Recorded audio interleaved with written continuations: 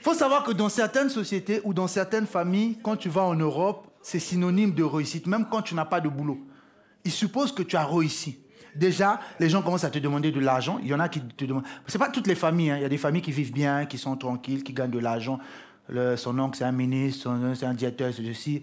Donc, lui, ça ne le complexe pas. Mais il y a à côté nos familles à nous.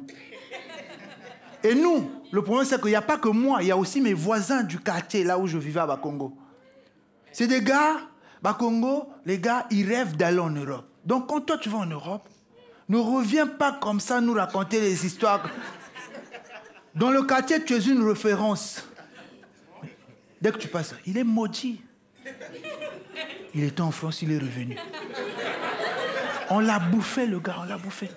Tu as une référence, ça dit quand on veut parler de toi, oh, là où vu le gars qui était en France, qui est revenu là.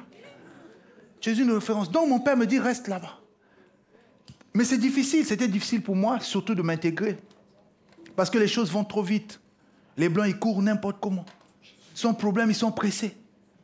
Moi, parfois je me dis, mais je vais être pressé pourquoi? Moi, je vais être pressé pourquoi?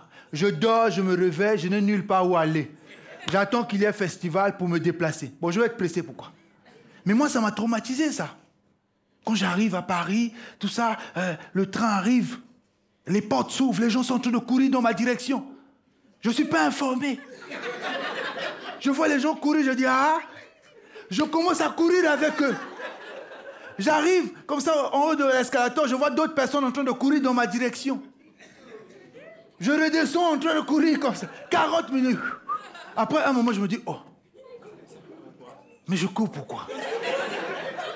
Il y a des choses que je ne comprends pas. Par exemple, les gens, ils ont peur du danger.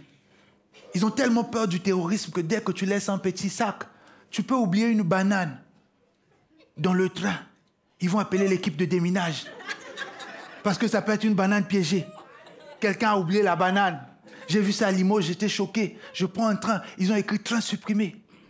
Je vais demander à l'agent, monsieur l'agent, qu'est-ce qui se passe? Je ne comprends pas. Pourquoi on a supprimé le train? Il m'a dit non, il y a un oiseau sur les rails, du coup, il faut appeler l'équipe de déminage.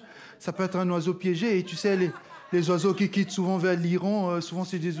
Oh, un oiseau! À cause de ça, un oiseau! Ça me rappelle, moi, à Brazzaville, le train, déjà, bon, je ne sais même pas s'il existe encore, mais il reste le bruit, le train, on ne voit plus. Donc, parfois, 2 semaines, le chef de gare, il n'est pas informé de l'heure et le jour où le train va arriver. Tu vas le voir, tu dis, mon frère, pardon, excuse-moi, le train peut arriver à quelle heure? Aïe, aïe, aïe, aïe. Ce qui est sûr, ça va arriver. Reste là, ne bouge pas, ça.